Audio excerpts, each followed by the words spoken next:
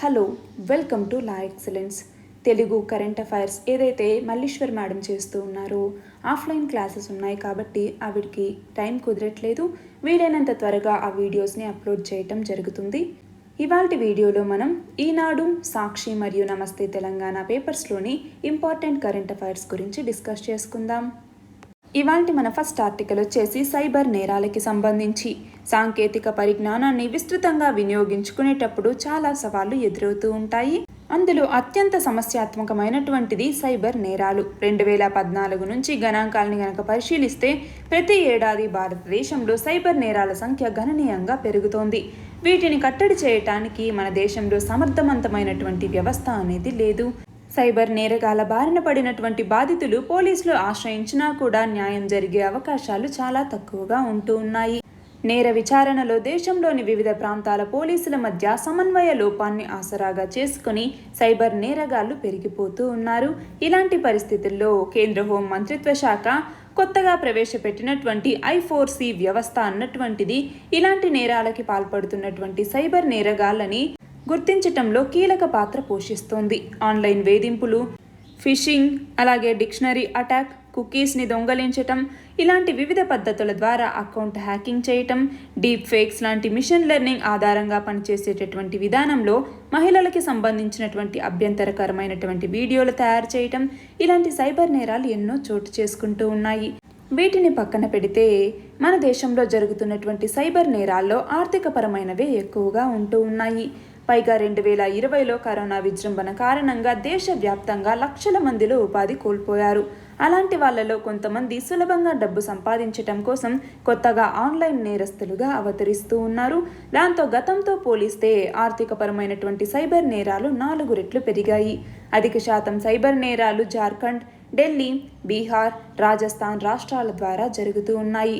అంతర్జాలంలో లభించే వ్యక్తుల యొక్క ఫోన్ నెంబర్ల డేటాబేస్ని దిగుమతి చేసుకుని బ్యాంకు ప్రతినిధుల ముసుగులో వాళ్ళకి ఫోన్లు చేస్తూ పెద్ద మొత్తంలో అకౌంట్లను ఖాళీ చేస్తూ ఉన్నారు. అంటే ఒక సైబర్ నేరం జరిగిన తర్వాత పోలీసులను ఆశ్రయించటం కంటే నేరాల బారిన పడకుండా తగినటువంటి అవగాహన పొందటం అత్యంత ముఖ్యమైనటువంటిది. ఈ విషయంలో ప్రభుత్వాలు, ప్రసార మాధ్యమాలు మరింత విస్తృతంగా అవగాహన కార్యక్రమాల్ని నిర్వహించాల్సిన అవసరం ఉంది. గత 2 ఏళ్లలో దాదాపు 3,200 కోట్ల వరకు కేవలం సైబర్ నేరాల కారణంగానే సామాన్యుల ఖాతాల నుంచి డబ్బు మాయమైంది అంటే పరిస్థితి యొక్క తీవ్రత ఎలా ఉంది అన్నటువంటిది మనం అర్థం చేసుకోవచ్చు. అయితే ఇన్ని రకాల సవాళ్లు ఉన్నటువంటి సైబర్ నేరాల్ని అదుపు చేయటానికి తాజాగా హోం మంత్రిత్వ శాఖ అందుబాటులోకి తీసుకొచ్చినటువంటి ఒక హెల్ప్ లైన్ నెంబర్ ఖచ్చితంగా మనకి కొంచెం ఊరట కలిగిస్తుంది అన్నట్టుగా చెప్పచ్చు. ఏంటి ఆ హెల్ప్ లైన్ నెంబర్? 155260 అన్నటువంటి హెల్ప్ లైన్ నెంబర్. ఇప్పటి వరకు దేశంలోని వివిధ ప్రాంతాల యొక్క పోలీసుల మధ్య నెలకొన్నటువంటి సమన్వయ లోపం కేంద్ర హోంశాఖ ఆధ్వర్యంలో ఏర్పాటు చేసినటువంటి భారత సైబర్ నేరాల సమన్వయ కమిటీ దీని ద్వారా తొలగిపోతుంది. బాధితులు వేగంగా స్పందించి ఫిర్యాదు గనక చేస్తే సైబర్ నేరగాళ్ల ఆనవాళ్లను త్వరగా పట్టుకోగలరు. వాళ్ళ యొక్క ఖాతాల్ని స్తంభింపచేయటం, నగదు రికవరీ చేయటం ఇప్పుడు సులభతరం అవుతాయి. తమ యొక్క బ్యాంకు ఖాతాలో దాచుకున్నటువంటి సొమ్ముకి రక్షణ కలిగించినప్పుడే ఆన్లైన్ లావాదేవీలని స్వేచ్ఛగా ప్రజలు నిర్వహించుకునే అవకాశం అనేది ఉంటుంది. ఆ దిశగా ప్రభుత్వం చర్యలు తీసుకోవాలి. ఇక్కడ క్వశ్చన్ చూడండి. భారత సైబర్ నేరాల సమన్వయ కమిటీని ఏ శాఖ ఏర్పాటు చేసింది? ఏ శాఖ? భారత హోం మంత్రిత్వ శాఖ. మన నెక్స్ట్ ఆర్టికల్ వచ్చేసి ప్రధానమంత్రి కిసాన్ సమ్మాన్ నిధి యోజన లేదా PM కిసాన్ అన్నటువంటి పథకం గురించి. ఈ పథకం కింద పేర్లు నమోదు చేసుకోవటంలో సమస్యలు ఎదురవుతూ ఉన్నాయి. ఈ సమస్యల కారణంగా తెలంగాణ రాష్ట్రంలో వేలాది మంది రైతులకి కేంద్రం నుంచి ఆర్థిక సహాయం అందట్లేదు అన్నట్టుగా ఒక NGO ఆధ్వర్యంలో నిర్వహించినటువంటి పరిశోధనలో వెల్లడైంది. ఇందులో ప్రధానంగా ఆధార్, పాన్ కార్డ్ లింకేజీ సమస్యలు, బ్యాంకు ఖాతాల్లో పేర్లు సరిపోకపోవటం వల్ల, అలాగే డేటాలో తప్పులుండటం, ఆధార్ ప్రాతిపదికను తిరస్కరించటం, అలాగే లబ్ధిదారుల పేర్లకి ఆమోదం తెలపడంలో తెలంగాణ రాష్ట్ర ప్రభుత్వ స్థాయిలో కొంత జాప్యం చోటు చేసుకుంటోంది. ఇలాంటి అంశాలన్నీ కూడా రైతుల మీద ప్రభావం చూపిస్తున్నాయి అన్నట్లుగా ఈ సంస్థ యొక్క నివేదిక తేల్చి చెప్పింది.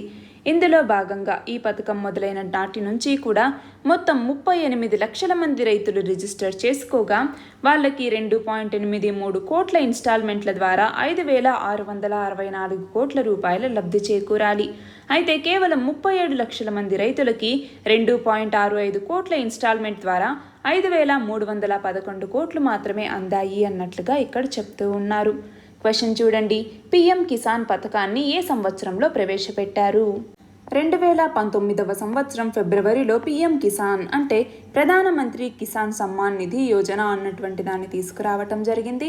ఇందులో భాగంగా 6,000 రూపాయలని 3 ఈక్వల్ ఇన్స్టాల్మెంట్స్ ద్వారా లబ్ధిదారులకి అందజేస్తారు. దీనిని సెంట్రల్ సెక్టార్ స్కీమ్గా అంటే 100% ఫండింగ్ సెంట్రల్ గవర్నమెంట్ ఇచ్చేలాగా దీన్ని తీసుకురావటం జరిగింది. Ministry of agriculture and farmers welfare ministry దీనిని ఇంప్లిమెంట్ చేస్తుంది. దీని కింద బెనిఫిషియరీ ఫార్మర్ ఫ్యామిలీస్ని ఐడెంటిఫై చేయటం అంటే ఈ ఐడెంటిఫికేషన్ చేసేటటువంటి రెస్పాన్సిబిలిటీ ఏదైతే ఉందో ఇది స్టేట్స్ మరియు యూటీ గవర్నమెంట్స్కే ఉంటుంది. దానికి సంబంధించే ఇక్కడ స్టేట్ అన్నటువంటిది వీళ్ళని సరిగ్గా ఐడెంటిఫై చేయట్లేదు అన్నట్లుగా చెప్తూ ఉన్నారు. మన నెక్స్ట్ ఆర్టికల్ వచ్చేసి అస్సాం మరియు మిజోరాం సరిహద్దు ఘర్షణల గురించి.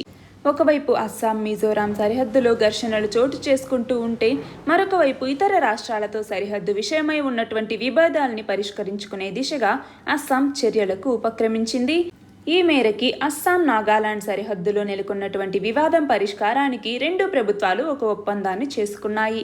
వివాదాస్పద ప్రాంతాల్లోని రెండు రాష్ట్రాల యొక్క సాయుధ పోలీసులని తక్షణం ఉపసంహరించుకొని ఆయా శిబిరాలకి తరలించాలి అన్నట్లుగా నిర్ణయించారు.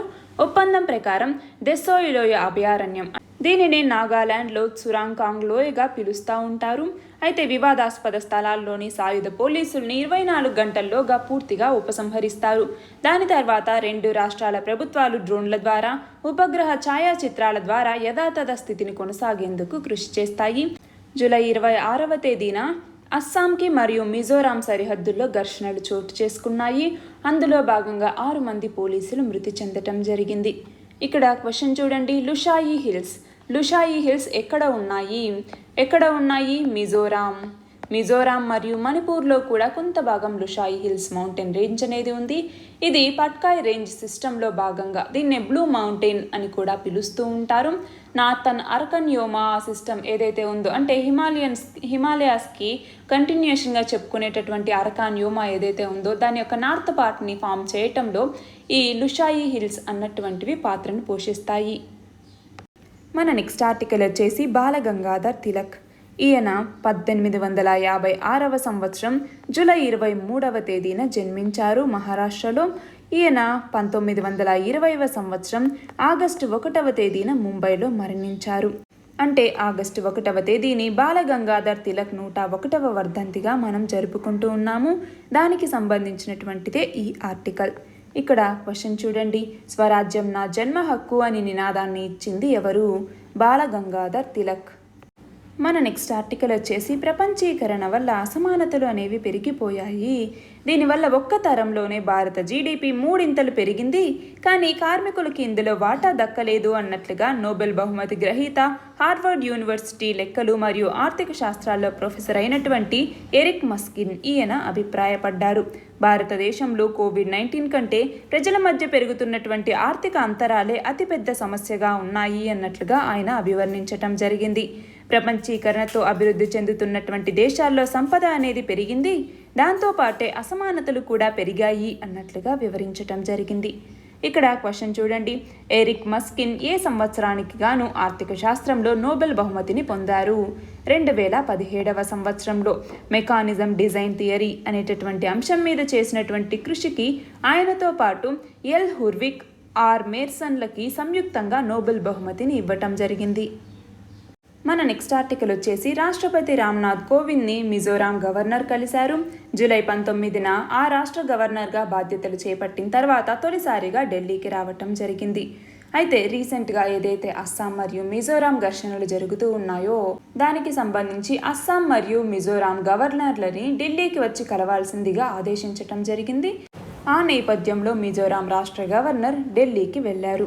ఇక్కడ క్వశ్చన్ చూడండి, మిజోరాం రాష్ట్ర గవర్నర్గా ఇటీవల బాధ్యతలు చేపట్టింది ఎవరు? కంబంపాటి హరిబాబు. మన నెక్స్ట్ ఆర్టికల్ వచ్చేసి ఐక్యరాజ్య సమితి భద్రతా మండలిలో తాత్కాలిక సభ్య దేశంగా ఉన్నటువంటి భారతదేశం ఆగస్టు నెలకి అధ్యక్ష స్థానంలో కొనసాగబోతోంది. ఆగస్టు 2వ తేదీ నుంచి భారతదేశం బాధ్యతల్ని చేపట్టబోతోంది. సముద్ర భద్రత, శాంతి పరిరక్షణ, ఉగ్రవాద నిరోధక అంశాలకి సంబంధించి ఆగస్టు నెలలోనే సంతకాల కార్యక్రమాల్ని కూడా నిర్వహిస్తూ ఉన్నారు. ఈ సందర్భంగా ఐక్యరాజ్య సమితిలో భారత శాశ్వత ప్రతినిధి ఒక వీడియో సందేశాన్ని విడుదల చేశారు. 75వ స్వాతంత్ర దినోత్సవం చేసుకుంటున్నటువంటి నెలలోనే ఐక్యరాజ్య సమితి భద్రతా మండలికి నేతృత్వం వహించే అవకాశం రావటం అద్వితీయమైనటువంటి గౌరవం అన్నట్లుగా ఇక్కడ పేర్కొన్నారు. ఐక్యరాజ్య సమితి భద్రతా మండలిలో 2021-22 కాలానికి సంబంధించి తాత్కాలిక సభ్య దేశంగా భారత్ ఎన్నికైంది. మరొక వైపు పదవీ కాలం చివరి నెలలు అంటే వచ్చే ఏడాది డిసెంబర్లో భారత్ మరొకసారి అధ్యక్ష బాధ్యతల్ని చేపడుతుంది. ఇక్కడ క్వశ్చన్ చూడండి, ఐక్యరాజ్య సమితి భద్రతా మండలి అధ్యక్ష స్థానంలో భారతదేశం ఎన్నాళ్ల పాటు బాధ్యతల్ని వహించబోతోంది? ఎన్నాళ్ల పాటు? 1 నెల పాటు బాధ్యతల్ని వహించబోతోంది. మన నెక్స్ట్ ఆర్టికల్ వచ్చేసి వాటర్ ఏరోడ్రోమ్కి సంబంధించి కేంద్ర పౌర విమానయాన శాఖ మంత్రిత్వ శాఖ సూత్రప్రాయంగా తెలంగాణలోని నాగార్జున సాగర్, ఆంధ్రప్రదేశ్లోని ప్రకాశం బ్యారేజ్ వద్ద వాటర్ ఏరోడ్రోమ్ల నిర్మాణానికి సూత్రప్రాయమైన ఆమోదం తెలిపింది. నీటి మీద తేలియాడే విమానాల్లో ప్రయాణించే సౌలభ్యం ప్రపంచంలో కొద్ది ప్రాంతాల్లోనే అందుబాటులో ఉంది. అలాంటి దాన్ని సీ ప్లేన్స్ అన్నటువంటి ఒక దాన్ని పర్యాటకుల్ని ఆకట్టుకోవటంలో భాగంగా కేంద్ర ప్రభుత్వం తీసుకురాబోతోంది. ఇందులో భాగంగా తొలి దశలో దేశంలోని 14 ప్రాంతాల్లో వాటర్ ఏరోడ్రోమ్లను నిర్మించాలి అన్నట్టుగా నిర్ణయించింది. ఇందులో మొదటిది అహ్మదాబాద్లోని సబర్మతి నది మీద నిర్మించింది. రానున్న రోజుల్లో తెలుగు రాష్ట్రాల్లో కూడా వీటిని నిర్మించబోతున్నారు. ఇక్కడ క్వశ్చన్ చూడండి, మన దేశంలోని వాటర్ ఏరోడ్రోమ్లని మొదటగా ఎన్ని ప్రాంతాల్లో నిర్మించాలని కేంద్ర ప్రభుత్వం నిర్ణయించింది? ఎన్ని ప్రాంతాల్లో? మొత్తం 14 ప్రాంతాల్లో నిర్మించాలి అనేసి కేంద్ర ప్రభుత్వం నిర్ణయించింది. మన నెక్స్ట్ ఆర్టికల్ వచ్చేసి ఆంధ్రప్రదేశ్ రాష్ట్ర ప్రభుత్వ ఉద్యోగులు మరియు పెన్షనర్ల యొక్క కరువు భత్యం డేర్నెస్ అలవెన్స్ని 3.144% పెంచుతూ ఏపీ రాష్ట్ర ప్రభుత్వం ఉత్తర్వులు జారీ చేసింది. దీంతో ఉద్యోగుల యొక్క డిఏ వారి యొక్క బేసిక్ జీతంలో 30% నుంచి 33.536% చేరుకుంది. ఈ పెరిగినటువంటి డిఏ 2019 జనవరి నుంచి అమల్లోకి వస్తుంది అన్నట్లుగా ఏపీ ఆర్థిక శాఖ ముఖ్య కార్యదర్శి పేర్కొన్నారు. ఈ పెరిగిన డిఏతోనే జూలై నెల జీతాలు మరియు పెన్షన్లు ఇవ్వబోతున్నారు. ఈ డిఏ 2019 జనవరి నుంచి అమల్లోకి వస్తుంది అన్నాం కదా. కాబట్టి 2019 జనవరి నుంచి 2021 జూన్ వరకు ఉన్నటువంటి బకాయిల్ని పెన్షనర్లకి, సిపిఎస్ ఉద్యోగులకి 3 విడతల్లో అందజేయబోతున్నారు. అలాగే జనరల్ ప్రావిడెంట్ ఫండ్ అంటే జీపీఎఫ్ ఉన్నటువంటి ఉద్యోగులకి బకాయిల్ని 3 విడతలుగా వాళ్ళ యొక్క పిఎఫ్ ఖాతాల్లో జమ చేస్తారు. ఇక్కడ క్వశ్చన్ చూడండి, ఏపీ రాష్ట్ర ప్రభుత్వ ఉద్యోగులు పెన్షనర్ల యొక్క కరువు భత్యాన్ని ఎంత శాతం పెంచుతూ ఏపీ రాష్ట్ర ప్రభుత్వం ఉత్తర్వులు జారీ చేసింది? ఎంత శాతం పెంచారు? 3.144% పెంచడం జరిగింది. మన నెక్స్ట్ ఆర్టికల్ వచ్చేసి పారిశ్రామిక రంగంలోనే దేశంలో తెలంగాణ అనేది ముందు వరుసలో ఉంది అన్నట్లుగా తెలంగాణ ఐటీ పరిశ్రమల శాఖ మంత్రి చెప్పడం జరిగింది. నవంబర్ 2015 సంవత్సరం నుంచి ఇప్పటి వరకు కూడా టీఎస్ ఐపాస్ల ద్వారా రాష్ట్రానికి 2.2 లక్షల కోట్ల రూపాయల పెట్టుబడులు వచ్చాయి అన్నట్లుగా చెప్పడం జరిగింది. రీసెంట్గా రంగారెడ్డి జిల్లా నందిగామ మండలంలోని మేకగూడలో పోకర్నా ఇంజనీరింగ్ స్టోన్స్ లిమిటెడ్ కంపెనీని ఏర్పాటు చేయటం జరిగింది. ఈ కార్యక్రమంలో మాట్లాడుతూ ఏదైతే టీఎస్ ఐపాస్ అన్నటువంటి దాన్ని తీసుకొచ్చామో దాని ద్వారా పరిశ్రమలు స్థాపించాలనుకునే వాళ్ళు ఆన్లైన్లో దరఖాస్తు చేసుకుంటే 15 రోజుల్లోనే అన్ని అనుమతులు ఇస్తాము అన్నట్లుగా చెప్పటం జరిగింది. ఇక్కడ పోకర్నా కంపెనీ 500 కోట్ల రూపాయలతో ఈ పరిశ్రమని స్థాపించింది. ఇక్కడ క్వశ్చన్ చూడండి, పెట్టుబడిదారులకి ఎలాంటి ఇబ్బంది కలగకుండా తెలంగాణ ప్రభుత్వం టీఎస్ ఐపాస్ పథకాన్ని ఎప్పుడు ప్రారంభించింది? 2015 సంవత్సరంలో.